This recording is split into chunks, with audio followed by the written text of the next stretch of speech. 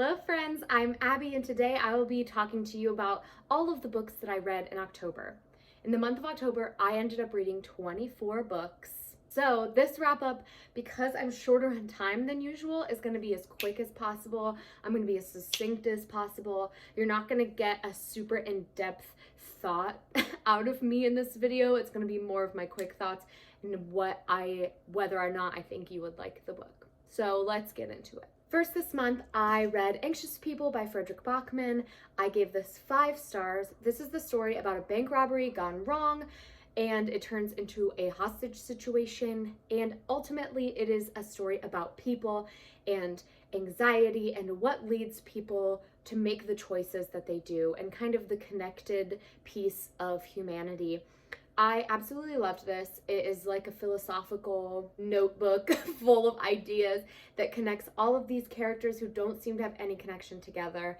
It is so beautiful. The writing style is unique and different from everything that I've ever read before.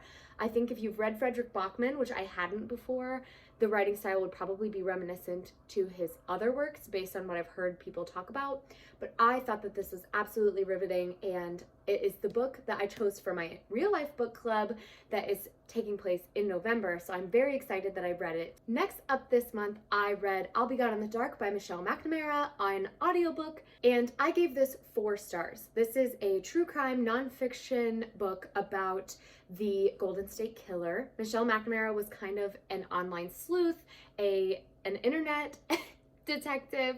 She made a blog about hunting killers and solving these mysteries, and her work led to an opening of the discussion about the Golden State Killer, who previously was known as Erin's, or the East Area Rapist. So she gave him the name. She inspired people to look into solving that case. And in case you didn't know, the case of the serial killer, the Golden State Killer, was solved a few years ago. Sadly, McNamara wasn't alive to experience that, but her book did kind of make a headway into solving this crime. So this book goes through his different crimes and kind of explores Michelle's life in addition to the crimes that she's talking about, which I thought was very fascinating and added a nice special touch to it. She also didn't get to finish the book because she died before the book was published, and so there are some additional pieces of other people coming in and talking about her book and talking about her work and the impact she made in society, and in the case of the East Area Rapist or the Golden State Killer. I highly recommend it if you're into true crime, if you're not put off by some more gory graphic descriptions of real life events, because there are some very graphic descriptions. But if you like true crime and you're interested in like My Favorite Murder or Creepy Caffeine podcasts, then I think that you would really like this book. Next, I read Ghost Squad by Claribel Ortega, and I also gave this one 4 stars. This is a middle grade book about Lucely and her best friend Sid, and they are kind of discovering this secret ghost thing, like a evil presence in their town. Now, Lucely has a special gift where she can speak to ghosts already. The ghosts of her family exist as fireflies and can appear to her in person, but Sid can't see ghosts. And so when this kind of creepy stuff starts coming up, they have an adventure together where they are trying to save their town from being destroyed. In addition to this, Lucely is very worried about her home and losing her home because she overhears a man telling her father, who runs the local ghost tour business, that they are going to foreclose on their home if they don't make money soon.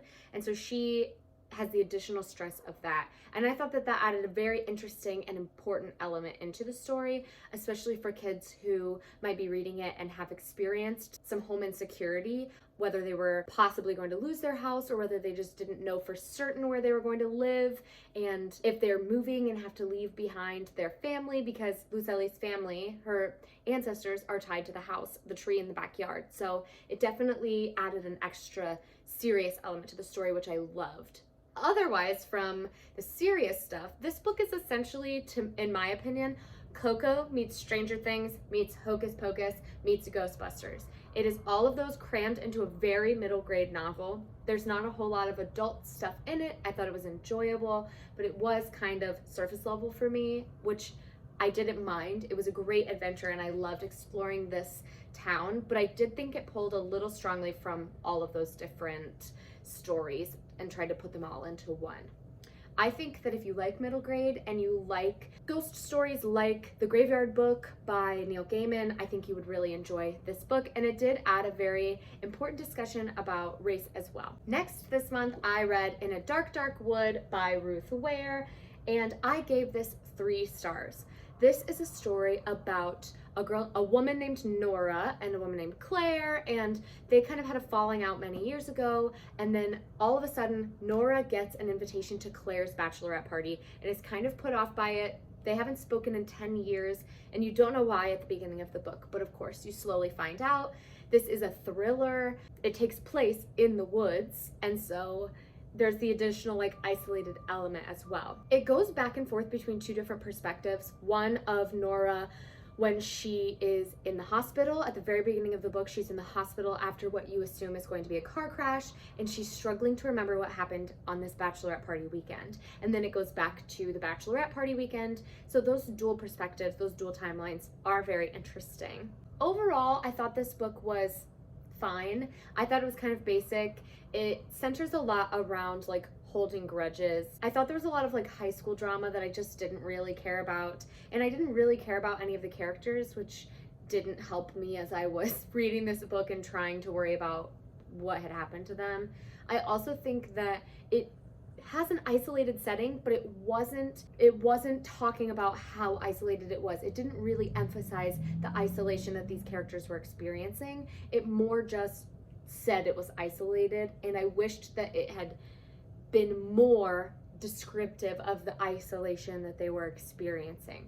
So overall, it was pretty basic. I think if you like Ruth Ware, you probably would like this. I know that some people have said she kind of gets better as you go, and this is one of her first books. So if you like books about bachelorette parties, books that are about groups of women where like stuff goes wrong, I think that you might enjoy this book. Next this month, I read what is probably my favorite book of the month that I read, and that is The Year of the Witching by Alexis Henderson.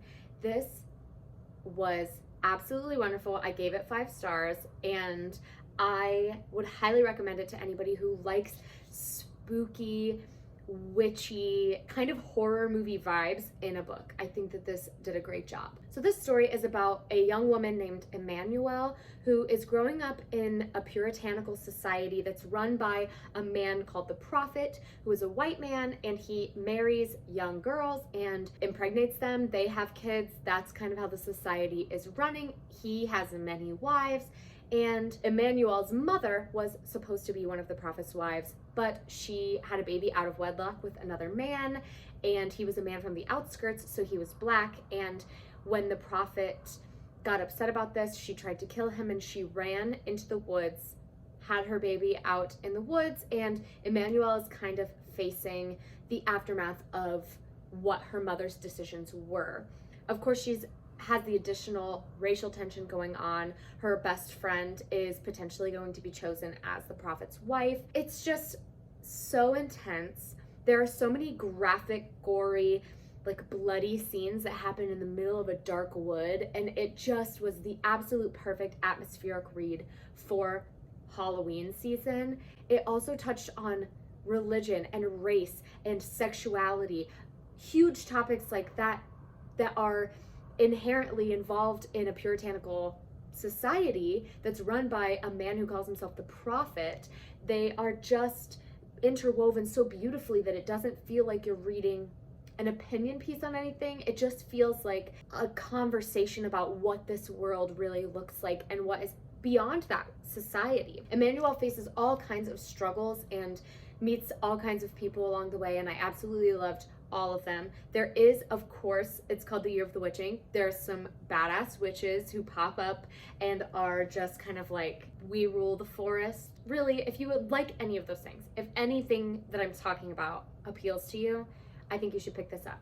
It was very a la Handmaid's Tale, that kind of vibe, but set in a dark wood, set in like a isolated town, less of the societal like trying to get out of Gilead from The Handmaid's Tale and more of solving the issues going on in this puritanical society in this book. It was so beautiful and wonderful, and I highly, highly, highly recommend. Next this month, I read Lovecraft Country by Matt Ruff, which was the book for my real life book club, and I ended up giving this 4 stars. I originally was leaning more towards 3.5, but after discussing it with my book club, as it always happens, my star rating went up a little bit once we had more of an in-depth discussion about these different stories. It's essentially an ode to Lovecraft, but kind of like a middle finger to him, because H.P. Lovecraft was racist, and Matt Ruff wrote Lovecraft-style stories, but made them all about a Black family who is experiencing racial tension in the 1950s, so in Jim Crow era, and kind of some weird Freemasons kind of stuff is going on top of the normal societal racial tension of the 1950s. This focuses on Atticus, Letitia, George, Rose, Horace. There's a whole cast of characters. Each story or each chapter that you're reading focuses on a different family member in this world. So something that I loved about Lovecraft Country is that all of the stories have a completely different horror that is tied to kind of a racial aspect of society, especially in the 1950s. But all of them have kind of a through line of a man named Charles Braithwaite who kind of ties it all together. And in addition to this, I love the science fiction aspect. There were so many science fiction-y stories and horrors involved that I really, really loved. So I think if you love the style of H.P. Lovecraft, or if you really enjoy reading about kind of stories of people that all are their own thing but connect together, especially science fiction stories, I think you would really like Lovecraft Country. Next this month, I read The Cabin at the End of the World by Paul Tremblay, and I ended up giving this 4 stars, but again, I'm really conflicted on my rating because A, I hated the audiobook. Don't listen to the audiobook, it's bad. B, I don't know that I liked the book, but it's one that stuck with me. Like, I keep thinking about it, and so that made me bump it up a star rating. But it is very, very disturbing and graphic and a true horror novel. So if gore and like blood and violence is something you don't love, maybe steer clear of this. But this is a story about this gay couple who have a daughter that they adopted from China, and they are taking her on like a vacation into a cabin in the woods. And all of a sudden a group of people stumble onto their lawn and say that they have to choose which one of them is going to die, and the couple and the daughter are clearly all like, nope, this is insane, we're not making a choice, we're not killing somebody. And of course things get crazy from there. It was very suspenseful and very concerning. Like, the whole time you knew something horrible was going to happen and you just had to keep going. I couldn't put it down, but it also like made me feel physically sick. So I guess if you're looking for something that is isolated, terrifying, something that could really happen in real life and is super messed up, I think you would like this book. I don't know that I could recommend it to everybody, but if you like that kind of thing, this might be the book for you. Next, I read When No One Is Watching by Alyssa Cole, and I ended up giving this book 4.5 stars. This was different from any thriller I'd ever read, and I've heard some people say that it's not a thriller because it doesn't have super quick twists and turns, but I disagree. I think the thriller aspect and the horrors are very clear and based on race and the idea of gentrification. So the story itself is about Sydney, who is a Black woman living in this little village, in this little town. Her whole city is being gentrified, and so her neighbors are kind of disappearing in the middle of the night. They're leaving without telling anybody goodbye, and white families and white couples are moving into those neighborhoods, couples who have a ton of money, and it's being described over and over as like an up-and-coming neighborhood. Of course, the idea of gentrification as a whole. Sydney is starting to think that there's maybe something fishy going on. And then there's also a character named Theo, who is a white man that moves in across the street from Sydney, and he's starting to see that things maybe aren't what they seem as well. So There's definitely some thriller aspects. I flew through this book, so I think that it definitely is a page turner. I also think that this book had my favorite voices of a book. And by that I mean Sydney, reading as Sydney from her perspective was the best experience. She's funny, I laughed, I related to her. It was like reading somebody's deepest innermost thoughts, but she's so brass that she just says what she thinks. And I absolutely loved her as a character. I loved Theo as a character.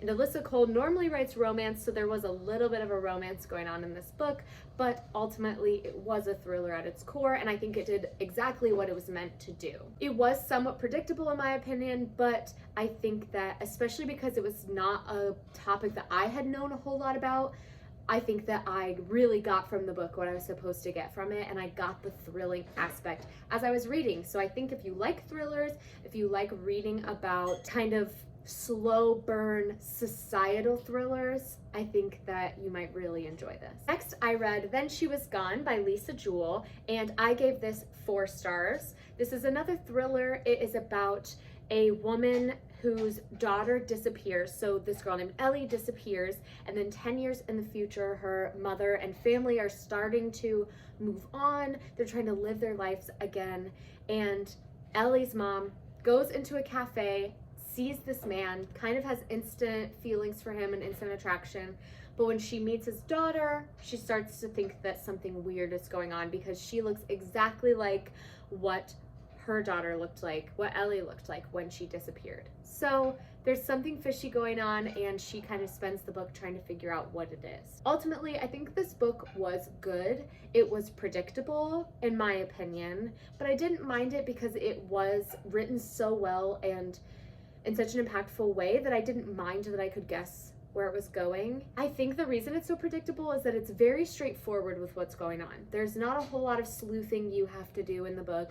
It's kind of a cut and dry, just reading and finding out information along with Ellie's mom. It just was a great read, and I had a really good time going through this book and experiencing it with those characters. So if that's something you're looking for, something that's kind of a classic, I think you might enjoy this book. Next, I read Ninth House by Leigh Bardugo, and I gave this 5 stars. It is a dark academia novel set at Yale University, and a girl named Galaxy Stern, known as Alex, is attending the university, and she doesn't think that she belongs there. She was invited to come be part of this university so that she could help spy on these secret societies. Now, there's another character named Darlington who disappears suddenly, and you're finding out as we go through the book what happened with his disappearance, what's going on with these secret societies at Yale, and ultimately it's just a perfect fall, like atmospheric dark academia book. An additional element of this that's really cool is that Alex can see ghosts, and that's not uncommon in this world, but something special about her is that ghosts can touch her, which is not something that anybody else in the realm of Yale has experienced, and is kind of why she was chosen for this position at Yale University. I absolutely loved the dark, sinister powers that these kids have control over. They're doing absolutely crazy things, and they're just college students who are still learning, but these secret societies have so much power and influence in their society. I love Leigh Bardugo's writing style. I think that she does a great job of slowly unraveling the plot. You get little hints here and there that make you want to keep reading, and then as you go through the book, you're getting more and more information and ultimately finding out what happens. This is, I believe, being turned into a series, and so it does end on kind of a cliffhanger. I really enjoyed it. I think overall this was a great book, and if it was a standalone, I think it would be fantastic. If you like dark academia books, if you like books set at colleges, if you like books about dark, mysterious powers that be, I think you would enjoy Ninth House. Next up, I read House of Salt and Sorrows, which I also gave 5 stars. This is a young adult fantasy horror novel, I guess, about a group of girls, a group of sisters. It's based on the story, The 12 Dancing Princesses. It focuses on these 12 sisters who are now only 8. They have been dying mysteriously, and the main character in this, Annalie, she is trying to solve the mystery of what happened to her family and what's going on. Why are the women of their household turning up dead? They live by the sea, and their father is kind of the leader of this big manor, and so they are experiencing a lot of societal pressure to get married and to move up in the world. And of course, with the curse hanging on their family, it makes it kind of hard for them to find their perfect match. But I think that this book had a great romance. It tugged at my heart. It had awesome fantasy and like horror elements. There were parts that I definitely like will never get out of my head, and the audiobook for this was pretty good as well. So if you're interested in books that are set in like a seaside atmosphere with a mystery, a murder mystery, a couple murder mysteries actually, you know, some fantastical elements, some magic, some transportation, and some discussion on mental health and madness, I think that this would be a really great book for you. I absolutely loved it. I highly recommend. To continue my my line of 5-star reads, I have Cemetery Boys by Aiden Thomas. I again gave this 5 stars, and this book hit on so many important topics. It is about a boy named Yadriel, who is a transgender boy in his Latinx family, and his ultimate goal is to prove that he is a real brujo, or a male in the Latinx community who can cross spirits over from one realm into the next. His family is kind of traditional, it's very traditional, and his dad leads the Brujix community in their town, and so he wants to prove to his father, prove to his family that he is a real brujo. In the process of doing this, he tries to summon the spirit of his cousin who is missing, and accidentally summons a different spirit instead, the school bad boy who they didn't know was dead. So it adds an additional element of like what is going on to this book. I think this book was very YA. It definitely felt very much like a bunch of kids set in high school, the communication styles especially, but ultimately the story was so moving and heartbreaking. I definitely cried a couple times. So if you're looking for the perfect Halloween read with ghosts, demons, spirits, there's a goddess, it's set at Halloween into the Day of the Dead. So if that's the kind of vibe you're looking for, I think that this would be a perfect Halloween read. Next up, I read my Amazon First Reads book of the month, which was The Haunting of Brynn Wilder. And this is the story of a woman named Brynn who is going through some really tough stuff. So she decides to get away for the summer, and she spends the summer at this lake and in this boarding house at the lake. While she's there, she starts to feel like the lake is haunted and the boarding house is haunted. She hears a story about a woman who died in room number 5 in the house, and she starts to believe that that woman is speaking to her and is trying to contact her. I ended up giving this book 4 stars. I think it was predictable. I don't know if it was predictable because I've read books very similar to it that have a similar premise, but I thought it was really predictable. So it couldn't get the full 5 stars for me. I feel like it was just missing that special something, but I did really enjoy it. There is a great romance in this book and a really great discussion on Alzheimer's and the process that people go through when they are passing from one side of the world to the next. The discussion on ghosts was really interesting, and of course it was set in kind of a haunted house, so it had some very spooky haunted manor vibes, which I really enjoyed. So if you're looking for more of a lighthearted ghost story, I think that this would be right up your alley. Next, I read The Southern Book Club's Guide to Slaying Vampires by Grady Hendrix, and I gave this 5 stars. I really enjoyed it. It is a book about Patricia Campbell, and Patricia Campbell is part of this book club. They decide they don't like the book club anymore, and so they make their own where they can read true crime novels and they talk about these true crime novels in the book, which I thought was a really cool aspect. Then a new man moves into town and tries to join their book club, and they invite him in. Of course, things get crazy. I think that this book does a really great job of not hiding too much. Like, it's very clear from the beginning what's going on. The story is not so much about vampires. It's more about Southern life and society, and the society that these women are living in this time period, because it's set in the South in 1988.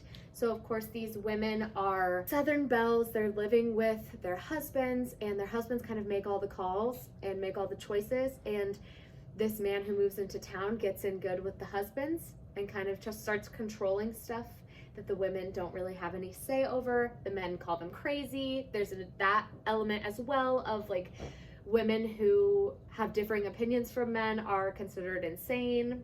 I just thought it was a fantastic book. There's also what they call the other side of the tracks, where kids start going missing, and it is essentially a poorer neighborhood, mostly black kids, who are going missing while this man is in town, and the women are the ones who are kind of put in charge in their minds of stopping this from happening.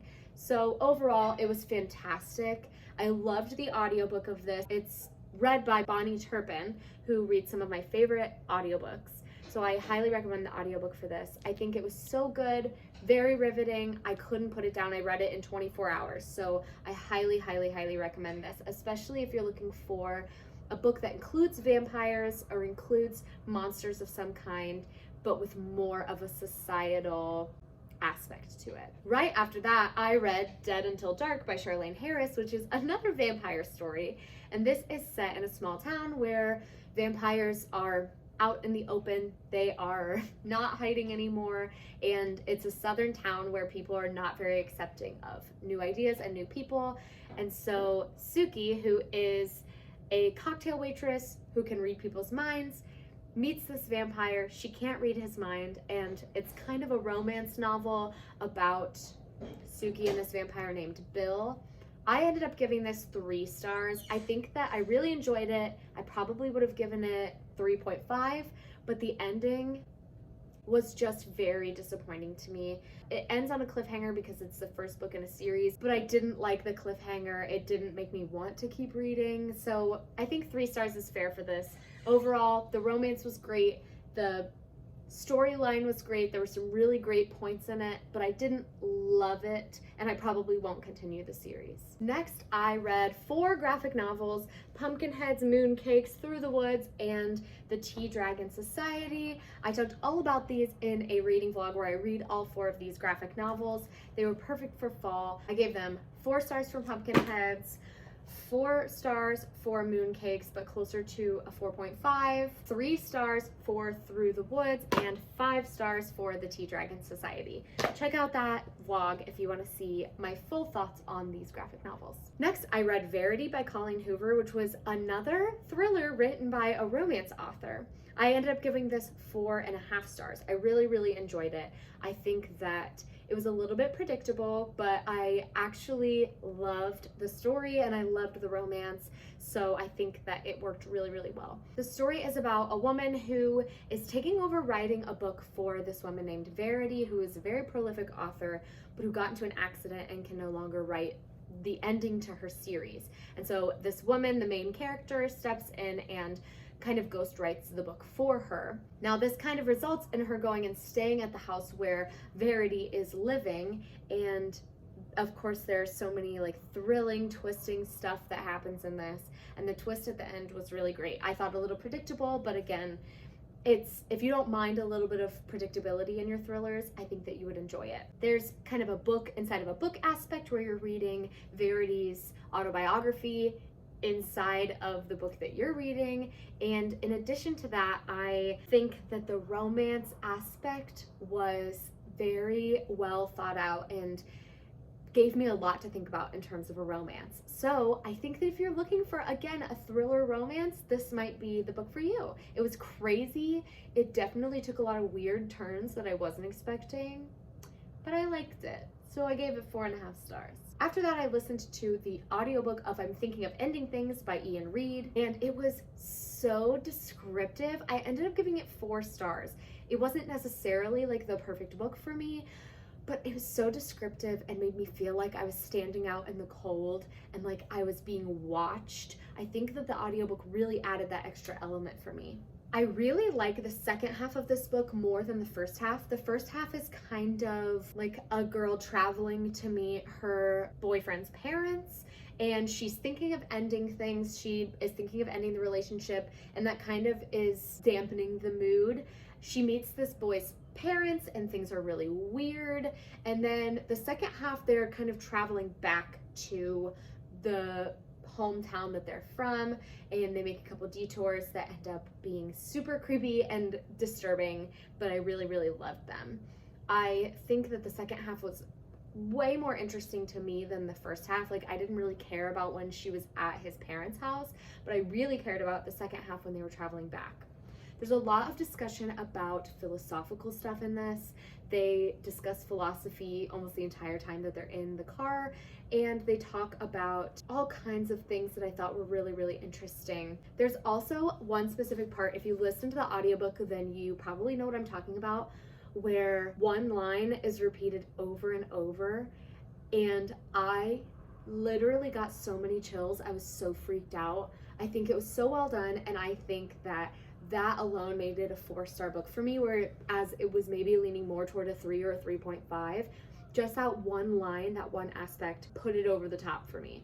I'm still kind of confused about it. I think I'm going to look up more about what happened and what the point of the book was, but I think it was overall a great book. It definitely gave me creepy horror vibes, so if that's what you're looking for, check it out. It's definitely weird. Then I read Wicked Saints by Emily A. Duncan, and I gave this 3 stars. This is a first in a series, and it is about a girl named Nadia, a prince who is kind of trying to make his way, even though his father is kind of fighting him on everything, and a monster who is throughout the book trying to prove that he is not the monster that everyone thinks he is. I think that this book really had a lot of potential. I read the first half of this book, flew through it. It had a great Russian feel. I loved learning about the society and seeing, you know, this woman who hears the voice of gods in her head and is using their powers to like channel through her. I think that is so, so fascinating. What I didn't like about this book was the ending. And I know that it's a series, there's a second book after this, but I don't want to pick the second book up because I just didn't like the ending of this one so much. And I don't know if it's just because I'm basic and I like want things to be a certain way, and this didn't do that. I thought it was going one way and then all of a sudden it wasn't. But I just really, it didn't do anything for me. It actually just kind of made me upset. So I don't think I'm going to continue this. But I think that if you like young adult fantasy, you should check this out because for most of it, I really, really loved it. And I think if you like certain types of endings, that you would really enjoy this. Then I read The Diviners by Libba Bray, and this is the first book in the Diviners series.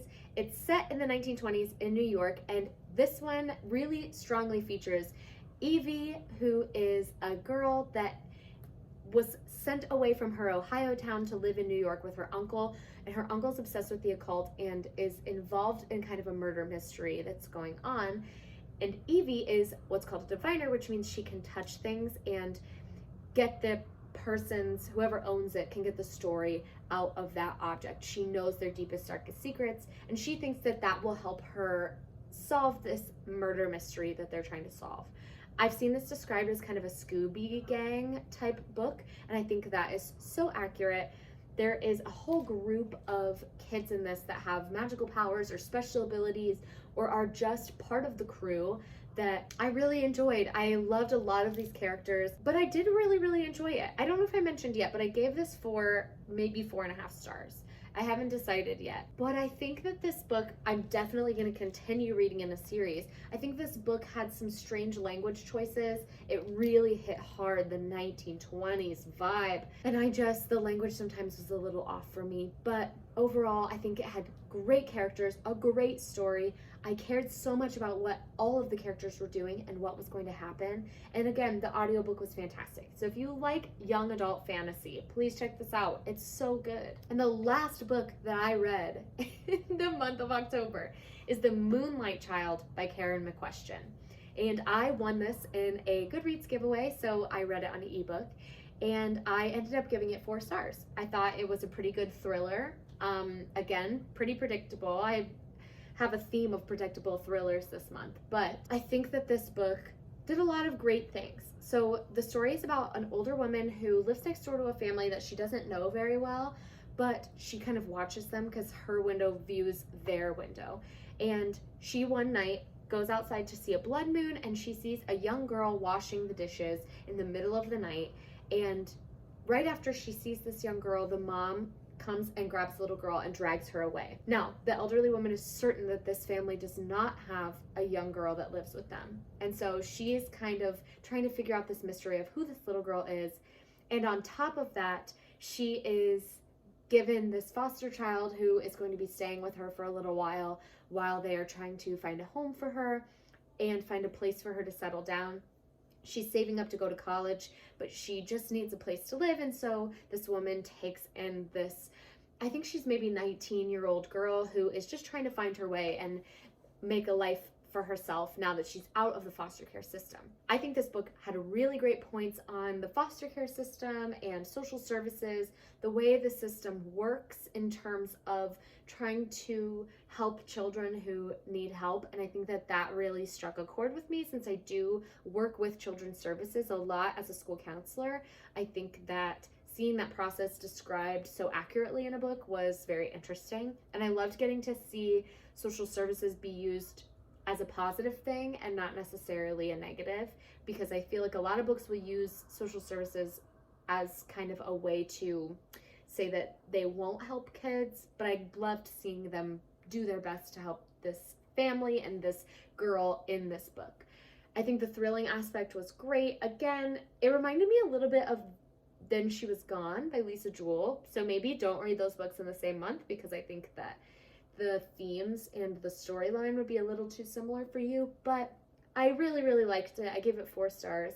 So if you're looking for kind of a fast-paced thriller, this might be right up your alley. That is all for me today, friends. Thank you so much for watching. Please like, comment, subscribe, share this video with anyone you think would like it. Comment down below what books you read in October or what you're planning on reading in November, and I will see you all next time. Bye, friends.